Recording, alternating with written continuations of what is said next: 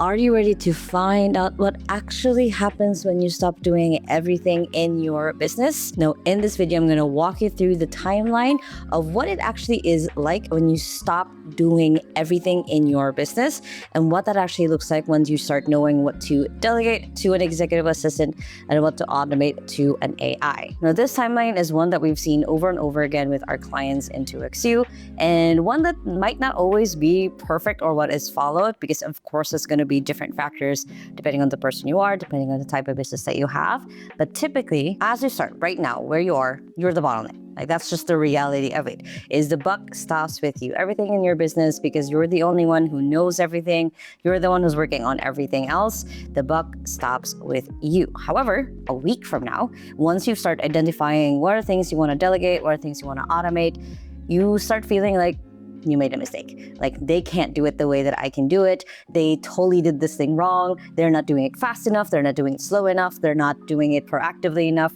Whatever it is, the first week is going to feel very, very weird. You have this feeling that you still kind of want to do the thing that you just delegated or the thing that you just kind of automated with a tool, because you still feel a little bit of that responsibility, a little bit of that identity of being the person who's doing this inside of the business. But the reality is, if you did do it right, if you were able to delegate the right things, if you were able to automate the right things within your business, that first week will feel scary. But then as you go into week 2 and 3, you start seeing that the things that you delegated are now starting to really be off of your plate. So as an example, if you were able to delegate your email management to your executive assistant, you'll see like, hey, I don't actually really have to check my emails anymore. I don't even have to keep it open as a tab on my computer, because I know my assistant will message me if there's something that I need to look at, or will even just send me a screenshot of the email that she's just asking me how I want to respond to it. Or if you have AI essentially looking at your email, creating the draft,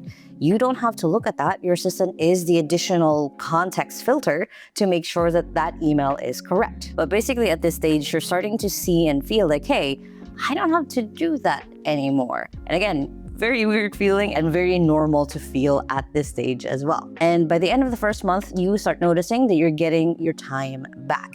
What that means is, instead of you pouring over debating what to post on social media, debating if you should respond to a comment or not, or seeing a notification you want to get back to later, you find yourself focusing on more the things that move your business forward. So again, instead of you focused on social media, notifications, responding back to people, you find that it's already getting responded by AI, by your EA double checking it as an additional filter. And then for you, you're then just thinking of strategy. You're starting thinking of the plan. You're starting to think or focus on essentially the things that actually grow your business rather than just running it. And by the end of month 2, your EA starts being able to anticipate the things as they come up. They've been able to learn how you do things. And at this point, you've already started to create your setup and procedures. You've started creating templates and assets with your EA. That way they can start noticing patterns as well. This basically means that you've gotten freed up so you can do more with your time.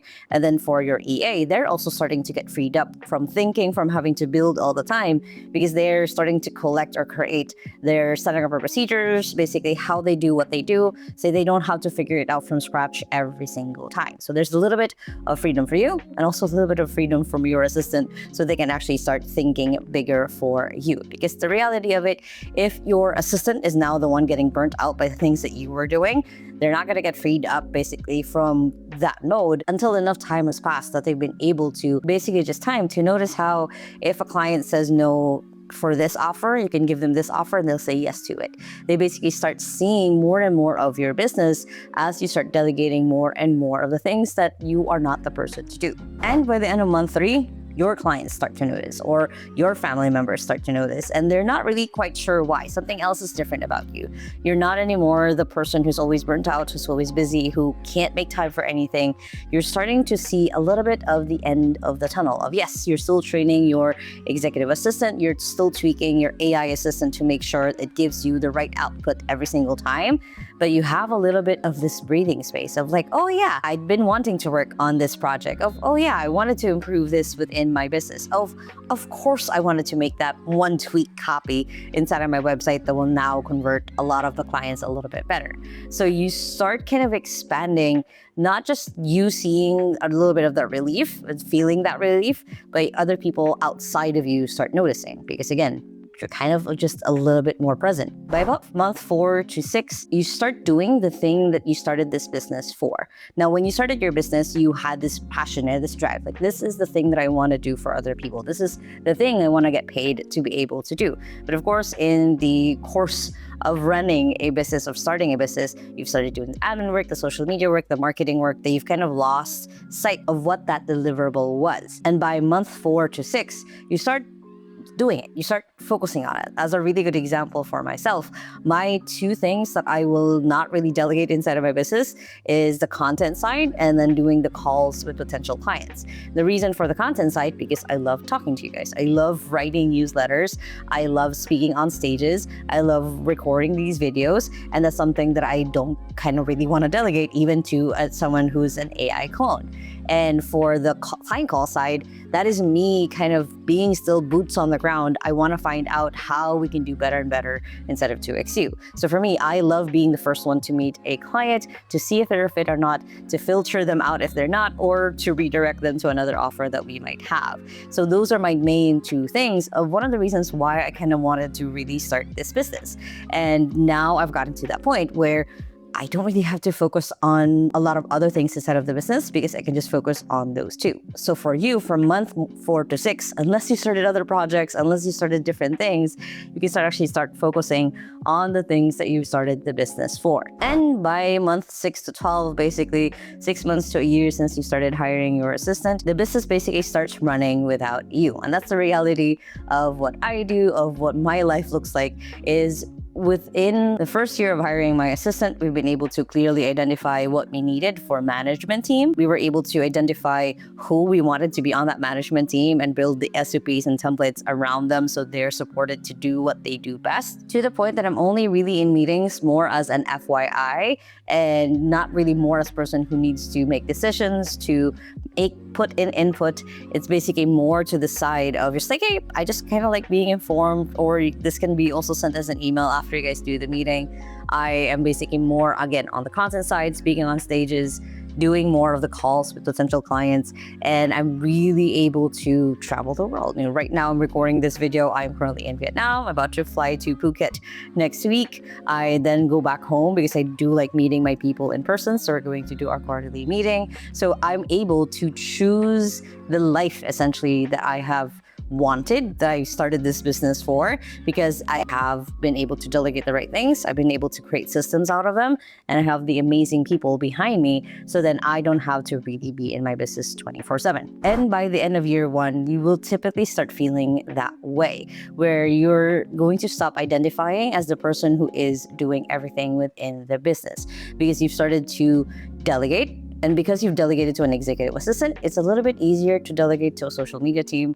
to the rest of your management team, to anyone else that you start identifying that you need to hire within your business. So it's not just you.